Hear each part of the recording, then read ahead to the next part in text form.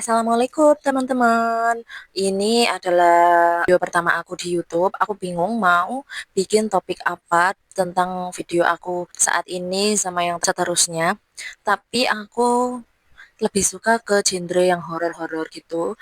Aku suka nonton Nadia Oomara sama Hiro Tadara Divan. Jadi mungkin channel ini akan mengarah ke hal-hal horor. Jadi kalau kalian suka bisa subscribe dan juga like video aku. Terima kasih. Tapi untuk pertama ini aku pengen banget ceritain tentang kisah-kisah hororku dan kebetulan aku punya banyak banget cerita horor. Salah satunya waktu aku lulus SMA, aku kerja di Sidoarjo. Tepatnya di pabrik emas, salah satu pabrik besar emas di Sidoarjo. Ini aku bukan mau nyeritain tentang kerjaanku atau tempat kerjaanku yang horor, enggak. Alhamdulillahnya tempat kerjaannya aman. Ini itu tentang kos-kosan aku. Ya, jadi aku itu pertama kali merantau ya teman-teman, habis lulus SMA aku ke Sidoarjo dan aku nyari kos-kosan, muter-muter yang deket pabrik. Oke, fix itu kita nemuin kos-kosannya di lantai 2 khusus putri. Yang di bawah itu tempat tinggal pemilik kos, yang di atas adalah kos-kosannya itu 10 pintu ya teman-teman. Kamar mandinya itu di luar, jadi kos-kosannya ya cuma kamar doang gitu sama lemari, jadi tempat jemurnya juga di luar. Nah ini nih, jadi kos-kosannya itu sepi banget. Aku mikirnya kan gini, ini kan habis lebaran, mungkin banyak yang belum balik. Aku juga nggak mau nanya-nanya ya ke pemilik kosnya, aku takut kayak kepikiran gitu. Jadinya ya udah, oke, deal. Aku minta kamar yang dekatnya balkon, jadinya agak terang gitu ya, biar gak takut-takut banget. Itu 10 kamar kosong semua, cuma aku aja yang nempatin satu kamar itu di nomor 1 deket balkon. Takut banget ya, tapi harus berani. Dan akhirnya hari berjalan, nggak ada gangguan sih. Pertama, kedua nggak ada gangguan, tapi bertempat pada malam Jumat itu gangguan itu kayak apa ya, ngumpul jadi satu gitu.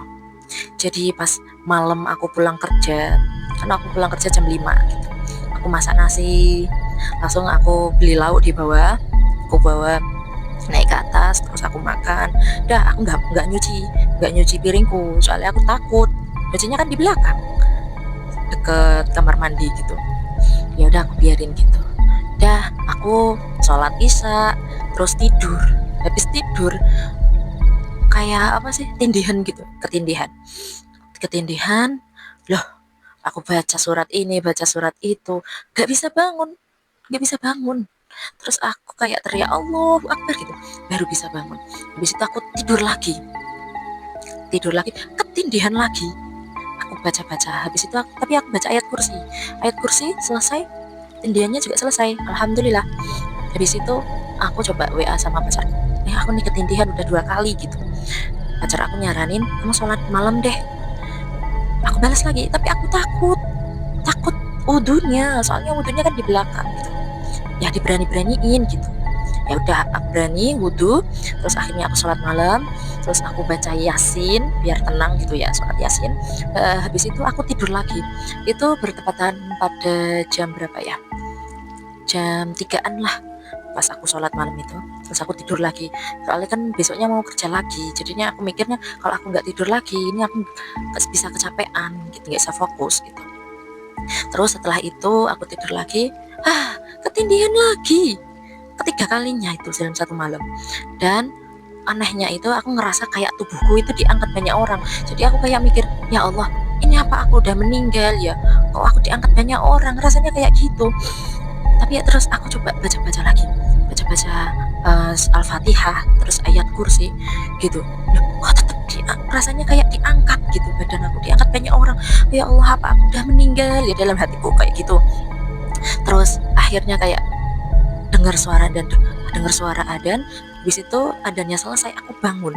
Alhamdulillah, ternyata aku ketindihan tadi. Aku kira aku sudah meninggal dan digotong banyak orang kayak gitu. Ya Allah, setelah kejadian itu aku nggak kapok, aku tetap tinggal di situ. Itu sih kejadiannya.